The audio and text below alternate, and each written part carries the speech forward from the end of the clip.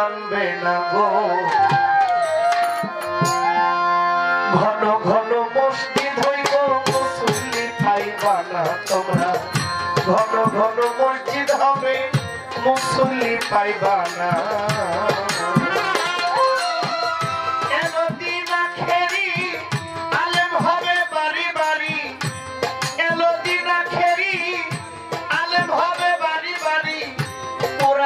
কথা কইব নিজেরাই মানবে না গো ঘন ঘন মসজিদ হবে মুসল্লি পাইবা না তোমরা ঘন ঘন মসজিদ হবে মুসল্লি পাইবা না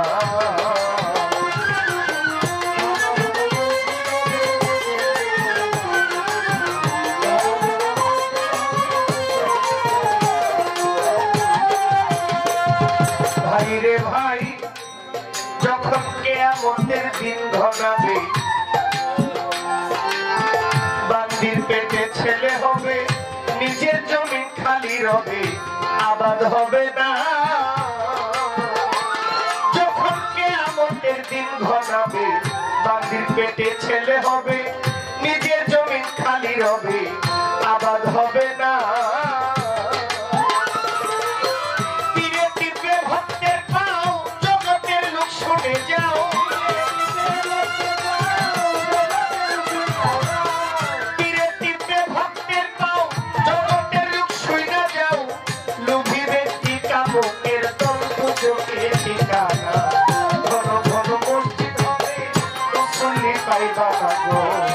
ঘন ঘন মসজিদ হবে ইমানদার পাইবা না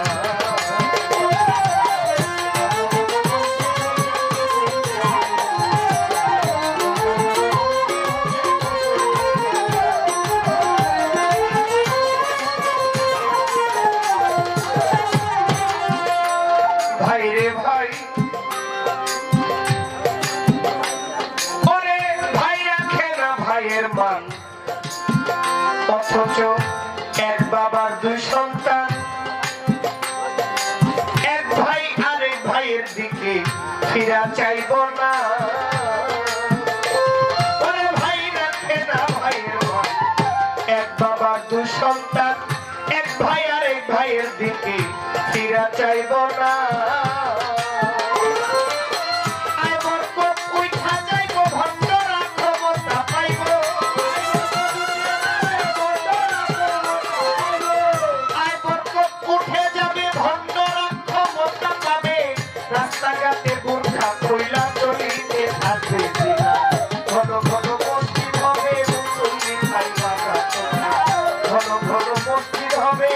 ইমানদার পাইবা না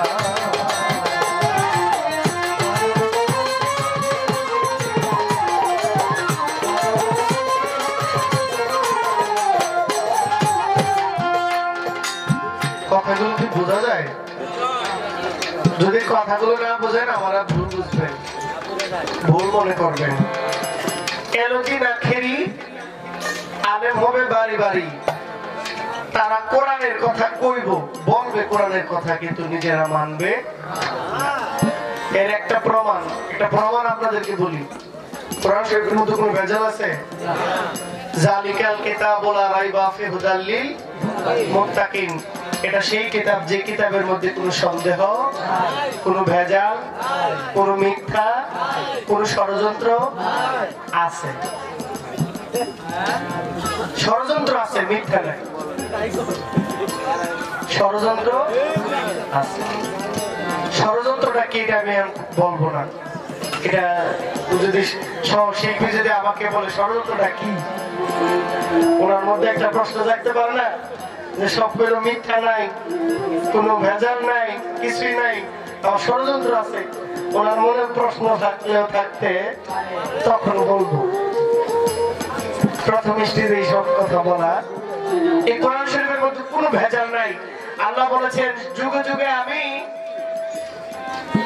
104 খানা কিতাব আমি প্রেরণ করেছি এর মধ্যে 4 খানা হলো শ্রেষ্ঠ তাওরাত জাবুর ইনজিল পবিত্র কোরআন মাজিদ এই কোরআন মাজিদ কিয়ামতের আগ পর্যন্ত থাকবে এটা চলবে এই 30 পারাই থাকবে বাড়বে না কমবেও না। 114 সূরা বিশিষ্ট কোরআন শরীফ থাকবে।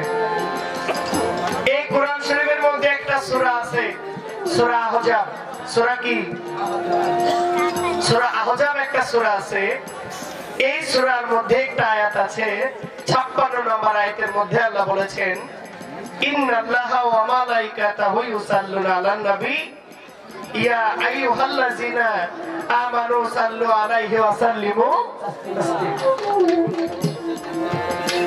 এই আয়াত দ্বারা আল্লাহ বলেছেন, হে আমার বিশ্বাসী বান্দাগণ, তোমরা শুনে রাখো, আমি আমার রহমতে 70,000 ফেরেশতা নিয়ে আমি আমার মুহাম্মদ নামের দুরূদ পড়ি, তোমরাও আমার নবীজির উপর দুরূদ পাঠ করো। বলে নাই? আচ্ছা, দুরূদ আমরা কিভাবে পাঠ করি? আমরা বসে পড়ি, আল্লাহুম্মা সাল্লি আলা সাইয়্যিদিনা মুহাম্মদ ওয়া আলা আলি মুহাম্মদ। এটা কি বলে? দুরূদ ইব্রাহিম। কি বলে? দুরূদ ইব্রাহিম না? আল্লাহুম্মা সাল্লি আলা সাইয়্যিদিনা মুহাম্মদ ওয়া আলা আলি মুহাম্মদ কামা সাল্লাইতা আলা ইব্রাহিম ওয়া আলা আলি ইব্রাহিম ইন্নাকা হামিদুম মাজিদ। আল্লাহুম্মা বারিক আলা মুহাম্মদ ওয়া আলা আলি মুহাম্মদ কামা বারাকতা আলা ইব্রাহিম ওয়া আলা আলি ইব্রাহিম ইন্নাকা হামিদুম। আচ্ছা, এটার মধ্যে আমার রাসূলের নাম আছে 4 বার, ইব্রাহিম, হযরত ইব্রাহিম নবীর নামও আছে 4 বার। তাহলে আমার নবীর নাম কম নাই, ইব্রাহিমের নামও বেশি নাই। তাহলে এটার নাম দিল দুরূদ ইব্রাহিম কেন? দুরূদে মুহাম্মদ হইতে পারত না? আচ্ছা, আপনারা হা বানা কে বলবেন তো? আমার নবীজির নাম আছে 4 বার এই দুরূদের মধ্যে। কয়বার? হযরত ইব্রাহিম নবীর নামও আছে, কিন্তু এটার নাম দিয়েছে দুরূদ ইব্রাহিম। কেন? এটার নাম তো দুরূদে মুহাম্মদ হইলেও পারত, কারণ এটা তো মুহাম্মদের যুগ, এটা তো কলিযুগ। আমার আখেরি নবীর যাবো না, আমরা শেষ নবীর উম্মত। ইব্রাহিম নবীর যুগ তো চলে গেছেন, এখন তো দয়াল নবীজি হযরত মুহাম্মদ সাল্লাল্লাহু আলাইহি ওয়াসাল্লামের যুগ চলছে, ওনার উম্মত আমরা। তো এটা তো দুরূদে মুহাম্মদ করে বেশি সুন্দর লাগতো। এটা নাম হয়েছে কেন দুরূদে ইব্রাহিম? এখানে একটা ষড়যন্ত্র আছে। মূলত এটা কোনো দুরূদ না, এটা হলো তাশাহুদ। এটা কি? এটা তাশাহুদ। আমরা দুরূদ পড়ি, আমরা রাসূলকে ইয়া নবী সাল্লাল্লাহু আলাইহি বলি, বলেন না? আমরা নবীজির নামে মিলাদ কিয়াম পড়ি, নারায়ে তাকবীর, আল্লাহু আকবার, নারায়ে রিসালাত, ইয়া রাসূল, নারায়ে গাউসিয়া, ইয়া গাউসুল আজম। আমাদের দেশে অনেক আলেম আছেন যাদের অনেক জ্ঞান আছে, মূলত পক্ষে কি পর্বতের গায়ে পিপিলিকা, যাদের জ্ঞানের কাছে আমার জ্ঞানের কোনো সীমাই রেখাই নাই। এরাও বলে যে নারায়ে তাকবীর, আল্লাহু আকবার বলা যাবে, নারায়ে রিসালাত, ইয়া রাসূলুল্লাহ, এটা হলো ফালতু স্লোগান। আপনার নাম কইতে কইছি? আমি কোনো দ্বিধা দ্বন্দ্ব বিভ্রান্তি চাই না। আমরা চাই নারায়ে তাকবীর, আল্লাহু আকবার, নারায়ে রিসালাত, ইয়া রাসূলুল্লাহ। এটা কি ফালতু হয়? তাহলে যারা ফালতু কয় তাদের শিক্ষা বেশি হইতে পারে, কিন্তু তাদের মধ্যে এখন সুশিক্ষা হয় না।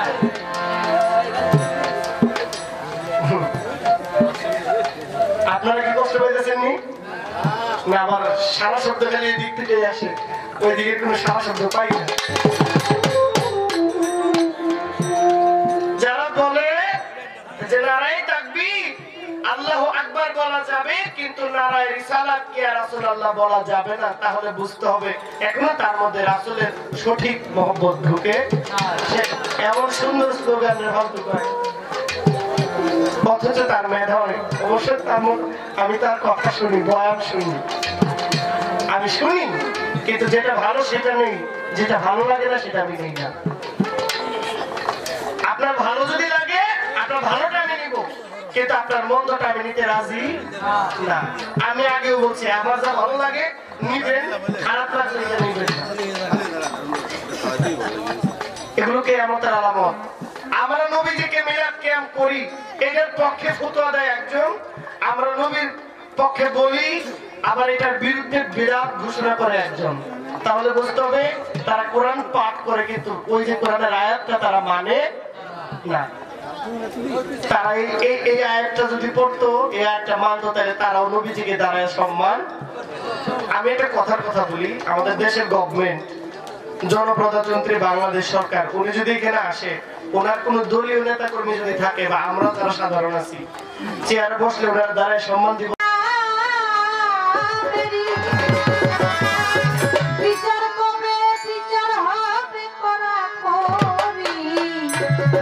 হাসর বেলা মুখে বলো না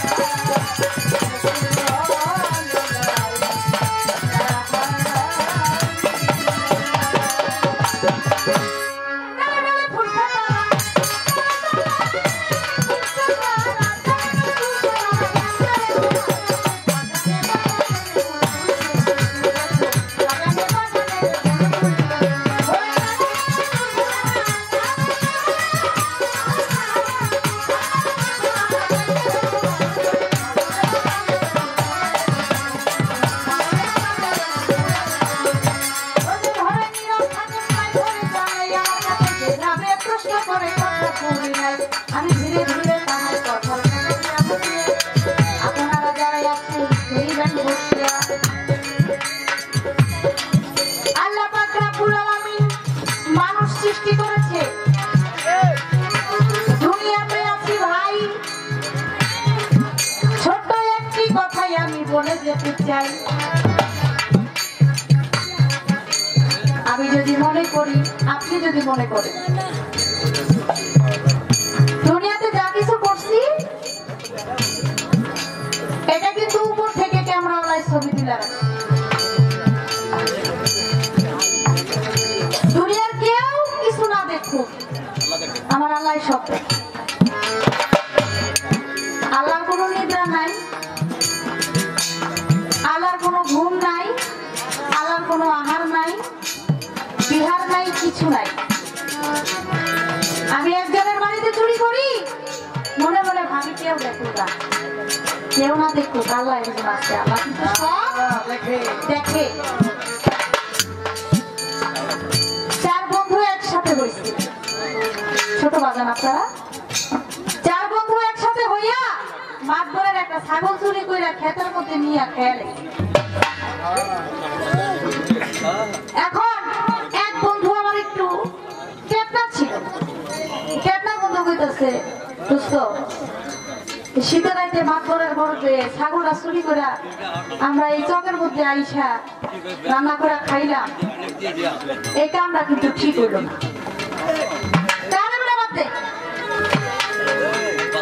মন চাইছে একটা ছাগল খাইতে টাকা পয়সা নাই বাপমার কাছে কি টাকা এত ছাগল কিনতে যে টাকা লাগবে ওই টাকা কি দিব না মাত করে ছাগলটা পছন্দ হয়েছে না খেয়াল আছে শেষ এটা কি মাত করে দেখছে আর আমার কত চুরি করতে দেখে এক বন্ধু কয় দোস্ত রে মাত করে না দেখুক আলাই কিন্তু দেখছে তো কি হাসরের মাঠে আমাকে চার বন্ধুরা ডাকাইবো ডাকাইয়া ওই ছাগল আনবো আইনা ছাগলের মুখ থেকে ছাগল সাক্ষী দিব আল্লাহ ওরা এই চার বন্ধু মিল্লা আমাদের চোখে নিয়া তারপর জবাই করে ওরা মজা করে মাংস খেয়েছে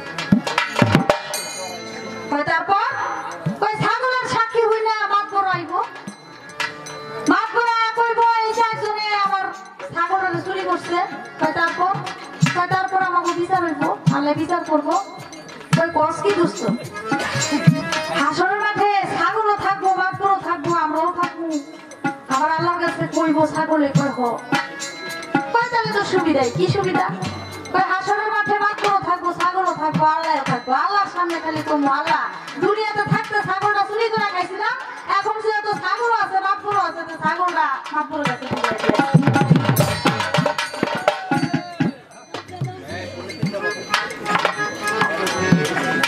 আরে বন্ধু কয় কোনো কাজ হবে না দুনিয়াতে আপনি যা করছেন উপরে থেকে ক্যামেরা দিয়ে ছবি তুলে রাখছে ভিডিও করে রাখছে যখন আপনার এই অপকর্মগুলো আল্লাহ আপনার সামনে ধরবে তখন আপনার মুখের জবান থাকবে না আপনি কিছু আল্লাহর কাছে কইবেন কারণ তোমার হাতে দিবে কইয়া রে এবং হাতে দিবে কইয়া এই হাত দিয়ে কি করেছো বলো না কইয়া তোমার পায়ে দিবে কইয়া পায়ে দিবে কইয়া এই পা দিয়া কই হাঁটছো বলো না কইয়া তোমার মুখে দিবে কইয়া রে এবং মুখে দিবে কইয়া এই মুখ দিয়া কি বলেছো বলো না কইয়া তোমার কানে দিবে কইয়া রে কানে দিবে কইয়া কান দিয়া কি শুনেছো বলো না কইয়া তোমার চোখে দিবে কইয়া রে চোখে দিবে কইয়া এই চোখ দিয়া কি দেখেছো বলো না কইয়া তোমার হাতের সাক্ষী হাতে দিবে পায়ের সাক্ষী পায়ে দিবে হাতের সাক্ষী হাতে দিবে হাতের সাক্ষী হাতে দিবে পায়ের সাক্ষী পায়ে দিবে সব কইয়া করে বিচার ও মানুষ শিকার হও রে একই দিলে আমরা করবে বিচার হাসরে ও মানুষ শিকার হও রে সেদিন আপনি দাঁড়ায় থাকবেন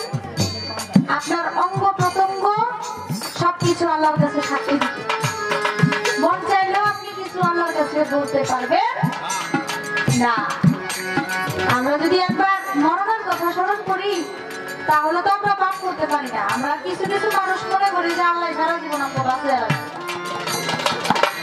বাসা শাসে কান্দার জুলকার নাই, যিনি বাতাসকেও কর দিতেন, বাতাসেও তারে কর দিত। বাদশাহ শাহ সেকান্দার জুলকার নাই এত বড় একজন পৃথিবীর শ্রেষ্ঠ বাদশা ছিল, বাতাসেও তারে কর দিয়া চলত।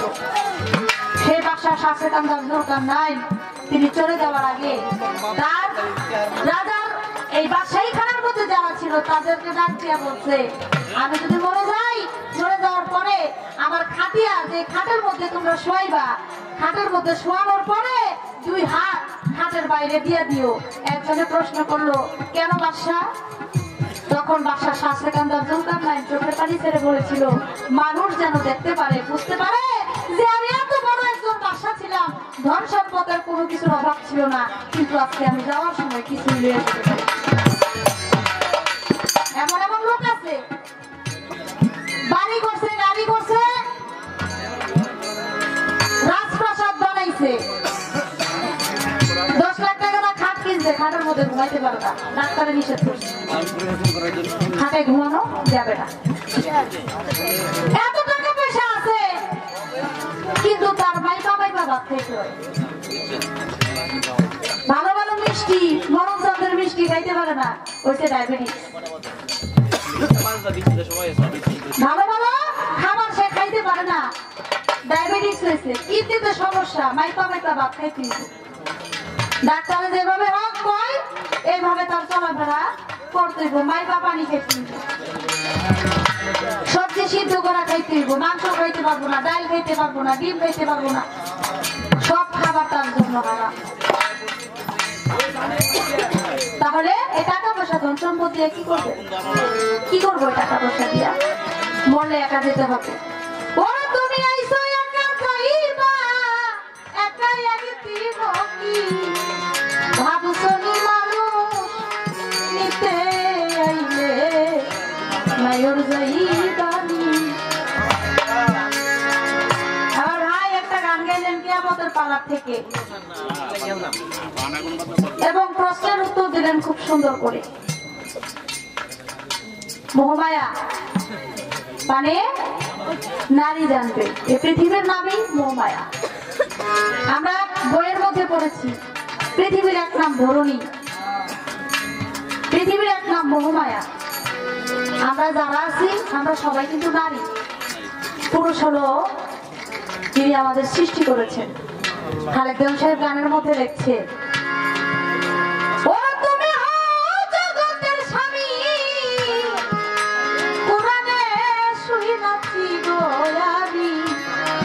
তোমার সাথে আমার হইয়া গেছে বিয়া, বিয়া করছো কি না করছো মোরে, আমি কান্দি আমার জনমের দুঃখ যাইতাম বাসরি,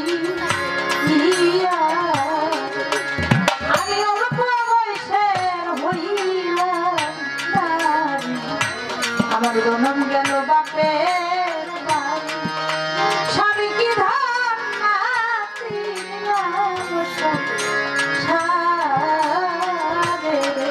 তাহলে পুরুষ তিনি আর আমরা সকল নারী। তাই তো পরম বন্ধুর বাসরে আমাদের যেতে হয়, যখন সে মালিকাল মউতকে পাঠায় আমাকে নেওয়ার জন্য। যে প্রশ্নটি আমার কাছে করেছে ধন্যবাদ জানাই, ধন্যবাদের পূর্ণ বেটা ধন্যবাদ দিতে চাই। এইভাবে প্রশ্ন করি ভুলি নাই কথাই আমার মনে পড়ে, কোরআন অনুযায়ী জবাব দিব আসরে দাঁড়াইয়া, আপনারা যারাই আছেন শুনিবেন বসিয়া। কাল হাসরের মাঠে 3টা থাকবে দল, 2 দল থাকবে জান্নাতি, 1 দল থাকবে দুজক। আরেকটা দল থাকবে তাদের দলের কাতারে ধরা যাবে না, কারণ আমার নবী তো সাফায়াতের ভার নিবে হাসরের মাঠে। আমার নবী আল্লাহর কাছে কি আল্লাহ আমার একজন উম্মতকে রাইখা আমি বেহেশতে যাব না। আমার একজন উম্মতকে রাইখা আমি বেহেশতে যাব না। আসরের মাঠে আল্লাহ নবী তিনটা সেজদা দিব। প্রথম সেজদা দিবে যখন আল্লাহ কইব ওরে আমার দোস্ত আমি আপনার জন্য ভালোবাসা দুনিয়া সৃষ্টি করিলাম,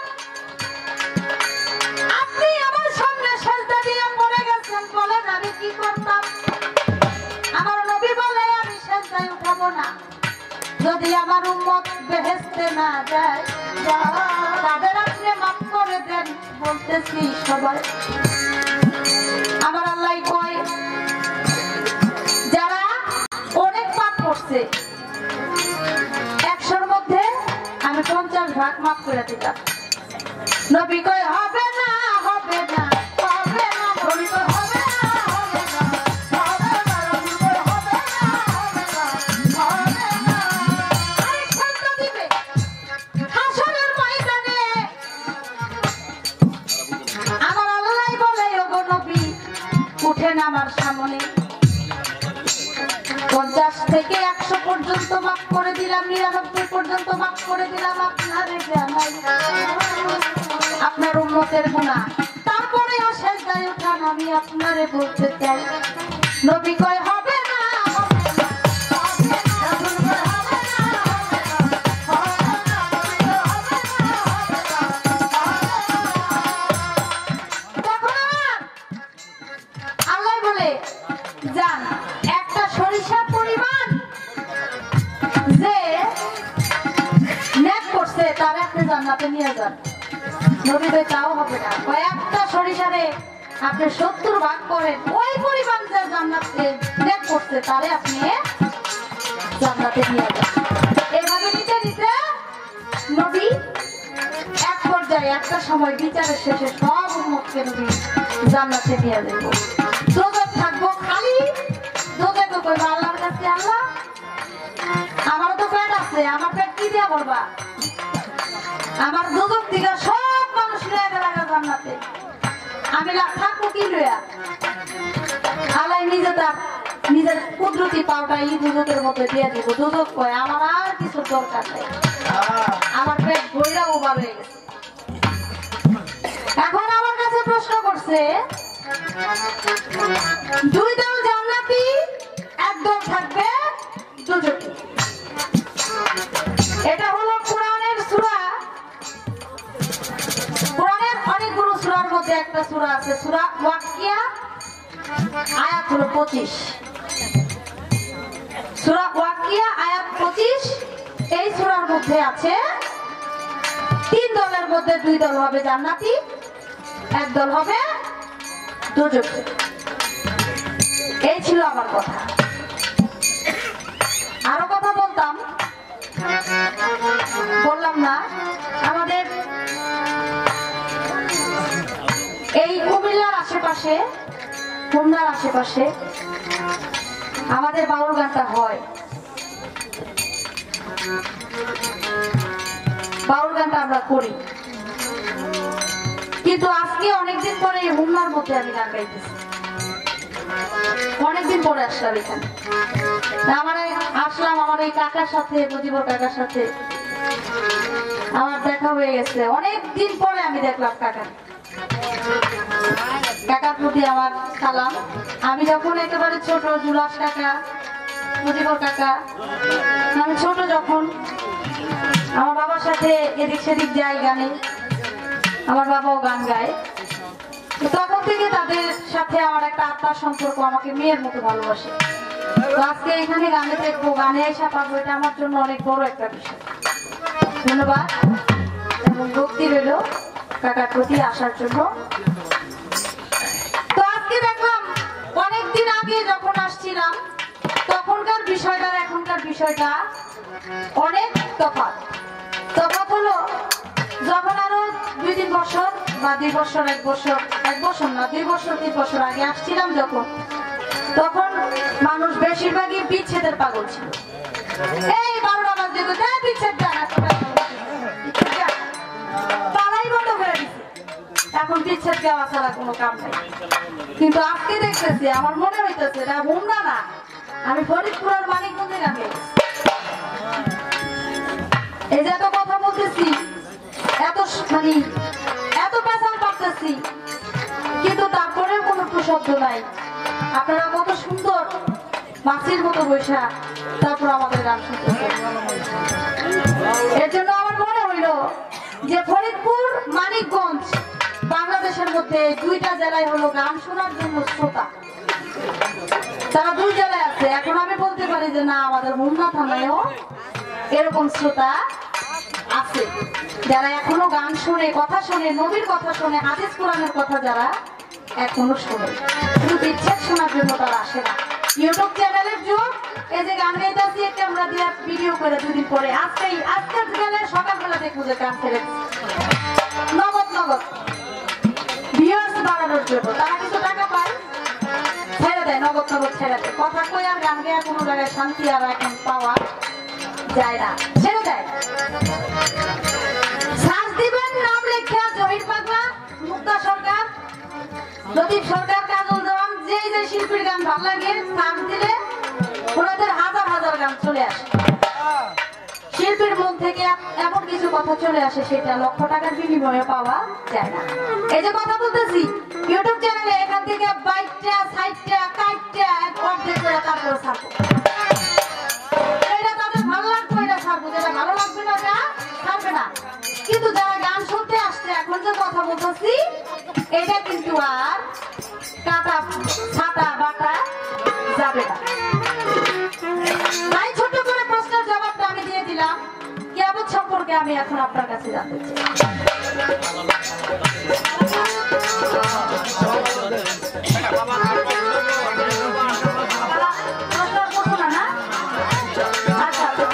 সবাই তো হয়েছে মোটামুটি 2টার উপরে বাজে, 3টা বাজে। তাহলে রাস্তা কিভাবে গেছে বলতে পারি না, সেদিকে লক্ষ্য রেখে তাহলে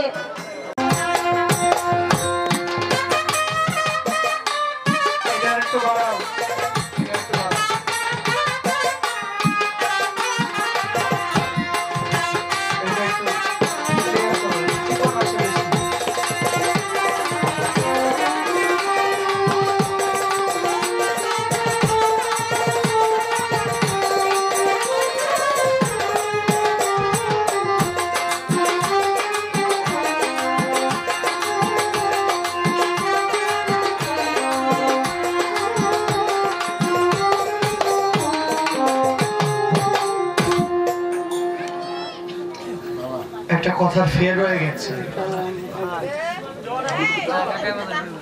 কথাটা বলতে মানে চাইছিলাম যে এড়াইয়া যায়, কিন্তু এখানে অনেক হুঁশিয়ারি লোক আছে, এটা যেন শুনে। আমার কথাটা ছিল এই, কোরআনের মধ্যে এটা সেই কিতাব যে কিতাবের মধ্যে কোনো ভুল নাই। জালিকাল কিতাবুল লা রাইবা ফিহি হুদাল লিল মুত্তাকিন আল্লাযিনা ইউমিনুনা বিল গায়বি ওয়া ইউকিমুনাস সালাতা ওয়া মিম্মা রাযাকনাহুম ইউনফিকুন। মুমিনের জন্য আল্লাহ পাক কোরআন পাঠিয়েছেন, নিঃসন্দেহে সেই কিতাবের মধ্যে কোনো ভেজাল নাই, কিন্তু ষড়যন্ত্র আছে। ষড়যন্ত্রটা তুমি আর আমি। ঠিক বলেছে, বুঝা বলো না বুঝা বলো, কথাটা কিন্তু ঠিক জায়গায় পড়ছে। মানে অন্ধকারে তীর মারলেও লাগে গেছে। আমরা যারা তাসাউফ পন্থী, তাসাউফ শব্দটা অনেকের কাছে অপরিচিত। যারা তরিকার লোক তাদের কাছে তাসাউফ শব্দটা খুব পরিচিত। আমরা যারা তাসাউফ পন্থী লোক, আমরা বেশি অংশে পাক পাঞ্জাতনে বিশ্বাসী, ঠিক কিনা? মাওলা আলী, মা ফাতেমা, ইমাম হুসাইন, ইমাম হাসাইন, এই শহীদে কারবালা, আমরা এই জিনিসে বিশ্বাসী। আর বর্তমানে যারা বিদ্বেষী, রাসূল বিদ্বেষী, যারা পাঞ্জাতন বিদ্বেষী, পবিত্র কোরআন শরীফের মধ্যে কিছু ষড়যন্ত্র দেওয়া হয়েছে। সেই মাওলায়েতের কিছু কথা, মাওলা আলীর কিছু বাণী ছিল, মাওলা আলীর কিছু গুণগান কোরআনে ছিল, যেগুলোকে কাইটে ফেলা হয়েছে। কোরআন শরীফে আমরা জানি মোট আয়াত 6666টি আয়াত। কেউ যদি মন দিয়ে ধ্যান দিয়ে, মায়েরা বসেন, মায়ের জ্ঞান হবে। যদি কেউ ধ্যান দিয়ে মন দিয়ে বুঝে, যদি কেউ আয়াতগুলো একটি একটি করে গুনতে যায়, তাহলে 6666টা আয়াত পাওয়া। সর্বপ্রথম কোরআন কোথায় সংরক্ষণ করা হয়? ব্রিটিশ মিউজিয়ামে। কোথায়? ব্রিটিশ মিউজিয়ামের মধ্যে কোরআনকে সংরক্ষণ করা হয়। আর এখন বর্তমানে যে কোরআন শরীফ চলছে, আপনি নাম দেখেন, নাদিয়াতুল কোরআন, হাদিয়াতুল কোরআন। কোরআন শরীফের মধ্যে অনেক নাম আছে, হাফিজুল কোরআন। এই কোরআনের মধ্যে মাওলা আলীর কোনো প্রশংসা পাওয়া যায় না। এই কোরআনের জন্য যুদ্ধ করছে বাবা সদরুদ্দিন আহমদ চিশতি। এই কোরআনের জন্য জেল খেটেছেন, এই কোরআনের জন্য ওনার বাড়ি পর্যন্ত আগুন লাগাই দেওয়া পোড়া হয়েছে। এই কোরআনের মান রক্ষা করার ক্ষেত্রে উনি আদালতের মধ্যে উকিলের সামনে গিয়ে উনি হাজির হয়েছেন, মামলা খেয়েছেন। সর্বোপরি সব বিচার বিবেচনা করে বাবা সদরুদ্দিনের কোরআনটাকে প্রাধান্য দিয়েছে 85%। কয় পার্সেন্ট? এরপরও 15% ঝামেলা সেখানে দিয়ে গেছে। কেন দিছে? যারা মুসলমান কিন্তু তারা হুসাইনের গলায় ছুরি চালাইছে, এজিদি মুসলমান, তারা কোরআনের মধ্যে ষড়যন্ত্র দিয়েছে, সেখানে যেন প্রকৃত মাওলায়েতের কথা না থাকে, এগুলোকে কাইটা দিছি। এটা হলো ষড়যন্ত্র, কিন্তু কোনো ভুল নাই। এই ষড়যন্ত্রটা করা হয়েছে, যে ষড়যন্ত্রের কারণে আমরা মাওলায়েতের কথা আলেমদের মুখে শুনতে পারি না। ইসলামে আমার এই ছেলে আমার নবীজির 4 জন সাহাবা কয়জন? হযরত আবু বকর সিদ্দিকী, হযরত ওমর ফারুক রাদিয়াল্লাহু তাআলা আনহু, হযরত উসমান গনি যুন্নুরাইন, হযরত মাওলা আলী করিমুল্লাহ ওয়াজহ। আবু বকর সম্পর্কে হইলেন নবীজির প্রথম খলিফা, সফর সঙ্গী ছিলেন, মক্কা থেকে মদিনা হিজরতের সঙ্গী। আবার হইলেন মা আয়েশা সিদ্দিকার জন্মদাতা পিতা, তিনি হইলেন শ্বশুর। মাওলা আলী ছিলেন সম্পর্কে চাচাতো ভাই। আবার মা ফাতেমাকে কন্যাকে বিবাহ দিলেন, তিনি ছিলেন পাক পাঞ্জাতনের একজন। উসমান গনি ছিলেন যুন্নুরাইন, 2টি নীরের অধিকারী। আমার রাসূলের 2টা কন্যা বিয়ে করেছে কে? উসমান গনি। আমার রাসূলের 2 জন মেয়েকে বিয়ে করেছেন, তাই তাকে বলা হয় 2 নূরের অধিকারী। আরেকজন ছিলেন যিনি ছিলেন কঠোর, যিনি ছিলেন খুব রাগী, যার নাম হযরত ইবনে ওমর ইবনুল খাত্তাব, যিনি ছিলেন ইসলামের মধ্যে সবচেয়ে রাগী এবং কঠিন বিচারক, যিনি বিচারের ক্ষেত্রে তার সন্তানকেও মাফ করেন নাই। এই আলেমদের মুখে অধিকাংশ ইসলামী বর্তমানে যারা তাসাউফ বাদ দিয়া, পাক পাঞ্জাতন বাদ দিয়া বয়ান করে, দেখবেন 3 জনের ওয়াজ করব বেশি, মাওলা আলীর ওয়াজ তারা বেশি করে না। মাওলা আলীর গুণগান তারা প্রশংসা, সত্য না মিথ্যা? সত্য। যে মাওলা আলীর কথা কোরআনের মধ্যে কয়েকবার আল্লাহ বলছেন, ওই মাওলা আলীর কথা কোরআনে এখন পাওয়া। কারণ কি? কারণ এটার মধ্যে ওই বিরোধীরা সংশোধন মানে ষড়যন্ত্র ঢুকাইয়া ওগুলোর বাদ দিয়ে অন্যান্য আয়াত ঢুকাইয়া ওই গ্যাপটা পূরণ করে দিছে। এটা হলো ষড়যন্ত্র। এর থেকে আর খোলাখুলি করে বলা কিছুই নাই। এখন আপনারা যদি আবার মনে করেন যে আমি ভুল করতেছি, তাহলে আপনারা আমার কাছে আসেন, বসি, আপনাদেরকে আমি এটা সমাধান দিতে পারবো যে এখনো পর্যন্ত পবিত্র কোরআন শরীফ আল্লাহর কালামের মধ্যেও ষড়যন্ত্রকারীরা ষড়যন্ত্র ঢুকাই দিয়েছে। রাজনীতি শুধু মসজিদের বাইরে না, রাজনীতি এখন মসজিদের ভিতরেও ঢুকছে।